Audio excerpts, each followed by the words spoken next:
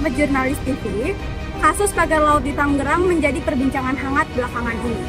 Pagar yang terbentang sepanjang 30,16 km di kawasan pesisir Banten ini menuai banyak pertanyaan, terutama soal legalitas kepemilikan lahannya.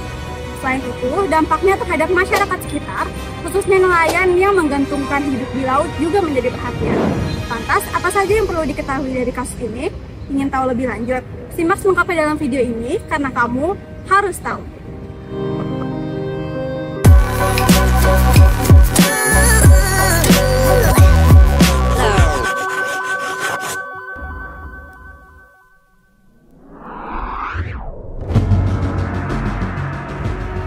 Pagar laut adalah penghalang yang dibuat dari bahan tertentu dan diletakkan di pesisir.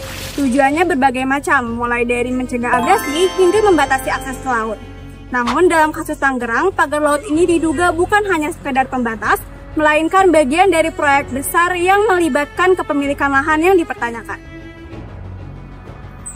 Salah satu hal yang menjadi perhatian adalah penerbitan surat hak guna bangunan atau SHGB yang diduga dikeluarkan secara ilegal.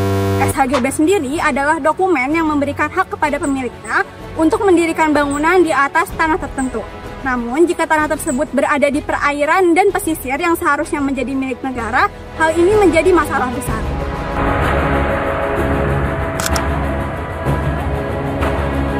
Dari sisi hukum, kepemilikan lahan di wilayah pesisir harus mengikuti aturan pemerintah. Dalam Undang-Undang Nomor 32 Tahun 2014 tentang Kelautan, disebutkan bahwa laut adalah milik negara dan tidak boleh diperjualbelikan secara ilegal. Jika benar terdapat kepemilikan di wilayah yang seharusnya milik negara, maka kasus ini bisa berujung pada pelanggaran hukum yang serius. Keberadaan pagar laut ini berdampak besar bagi nelayan di pesisir Tangerang, mulai dari Desa Muncung hingga Desa Takhaji. Akses mereka ke laut menjadi terbatas sehingga para nelayan harus mencari jalur lain yang mengakibatkan tingginya biaya bahan bakar.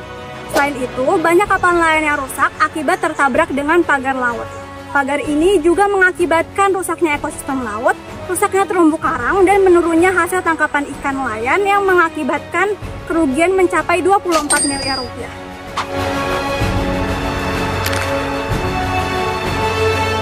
Pagar laut di Tangerang menjadi masalah yang terus berlanjut dengan berbagai isu hukum dan dampak lingkungan. Isu ini tidak hanya melibatkan pihak swasta, tapi juga hak masyarakat pesisir dan kelestarian lingkungan. Proses penyelesaian kasus ini akan menentukan dampak jangka panjang bagi masyarakat dan lingkungan sekitar.